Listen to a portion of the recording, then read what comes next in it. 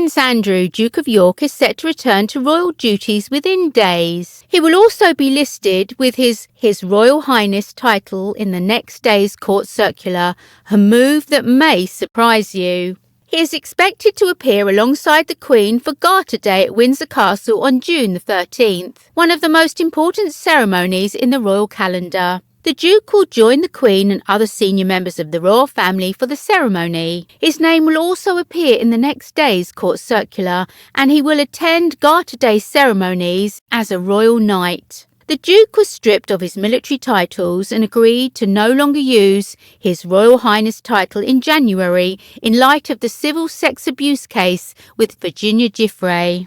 The Duke and his accuser ultimately settled out of court for an undisclosed fee earlier this year, but the settlement is believed to be worth millions of pounds, and the case has destroyed Andrew's reputation. He was accused of casting a shadow over his late father, the Duke of Edinburgh's service of Thanksgiving in March, when he helped the Queen to her seat. A source told the Telegraph that Andrew's inclusion in the court circular is standard practice.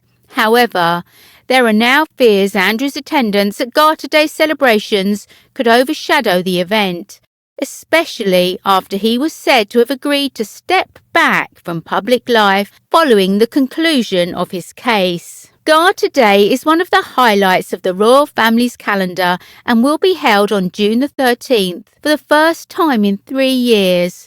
In medieval times, King Edward III was so inspired by tales of King Arthur and the chivalry of the Knights of the Round Table that he set up his own group of honourable knights called the Order of the Garter.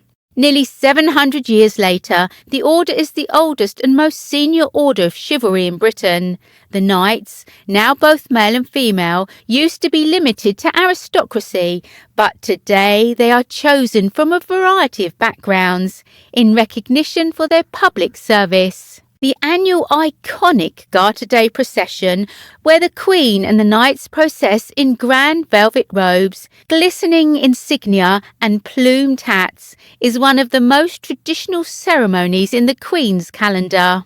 The Queen is sovereign of the order and appoints Knights of the Garter without input from ministers, meaning that Prince Andrew's appointment was considered as private.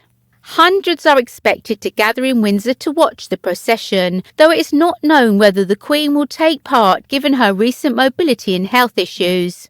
In years past, the Queen would don luscious flowing robes, which she wore throughout the public procession and Garter Day church service. She is said to be likely to attend the ceremony in the Garter throne room and lunch in the Waterloo Chamber this year, health permitting. The Queen and Prince Andrew are expected to be joined by the Duchess of Cornwall, Princess Anne and Prince Edward, among several other senior royals. She will be among 7 other senior members of the royal family, including Princess Anne, Prince Andrew and Prince Edward.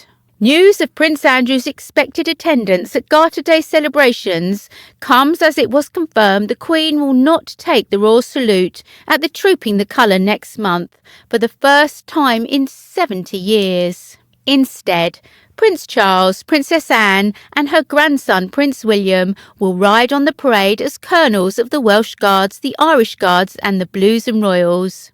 According to the Sunday Times, Her Majesty still hopes to attend some of the ceremony, which kicks off 4 days of celebration to mark the Queen's Platinum Jubilee. The news comes as the 96-year-old monarch continues to entrust members of the royal family with increased responsibilities as she faces episodic mobility problems.